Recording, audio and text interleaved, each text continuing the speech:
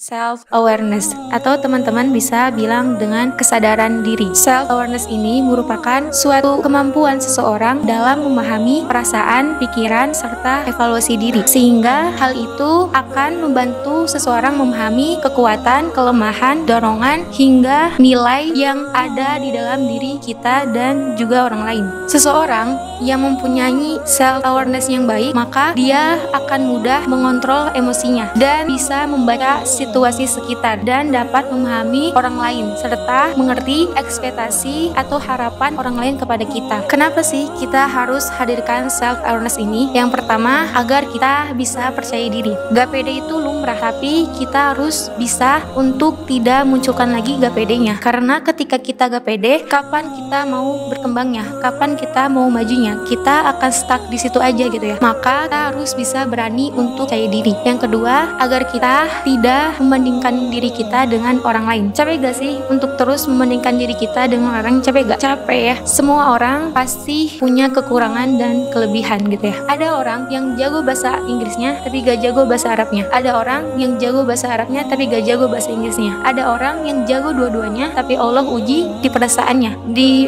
sakitnya entah apa itu. Jadi intinya apa? Gak ada yang sempurna. Jadi kita gak usah iri, gak usah sedih gitu ya. Yang kita lakuin harus lakuin ya bersyukur gitu ya, lapang, ikhlas gitu ya. Terus yang ketiga, agar kita bisa tumbuh, agar kita bisa berkembang, agar kita mau belajar, agar kita mau bangkit ketika jatuh ya, karena kita sadar bahwa setiap apa yang kita lakuin pasti ada hikmahnya, pasti ada jalannya gitu. Nah, gimana sih caranya hadirkan self awareness ini? Yang pertama, mindset. Bener banget kata ustadz kita yang di depan bahwa mindset itu berbanding lurus dengan proses. Proses akan berat jika mindsetnya bukan hal yang positif. Artinya kita harus mempunyai mindset yang baik agar prosesnya pun baik gitu ya. Yang kedua, self love, cintai diri sendiri. Artinya kita mampu mencintai diri kita sendiri gitu, mampu membahagiakan diri kita sendiri. Ada dalam hadis intinya gini, cintailah penciptanya maka kamu akan kenal siapa kamu. Nah terus teman-teman, fisik ini amanah, maka kita harus cintai diri kita dan sehatkan tubuh kita. Kayak misalkan psikis kita isi dengan hal-hal positif atau kajian gitu ya, dan ruhiyah kita isi dengan zikrullah, karena ini semua bakal dipertanggungjawabin gitu ya. Maka jaga amanah ini baik-baik teman-teman. Nah, self juga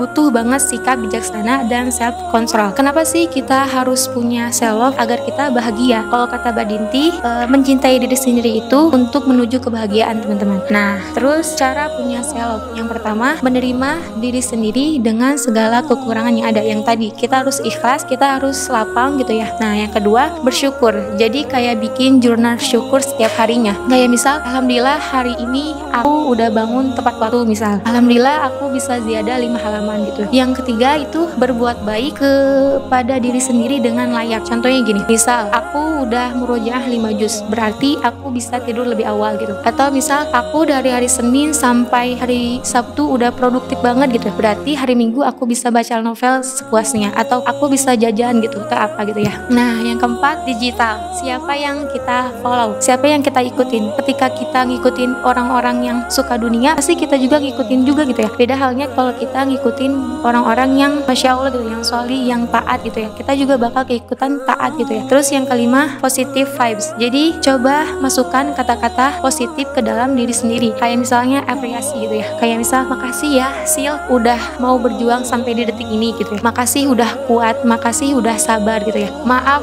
suka nuntut untuk sempurna. Maaf juga suka judge gitu, yang kayak gitu-gitu. Karena itu penting banget gitu teman-teman.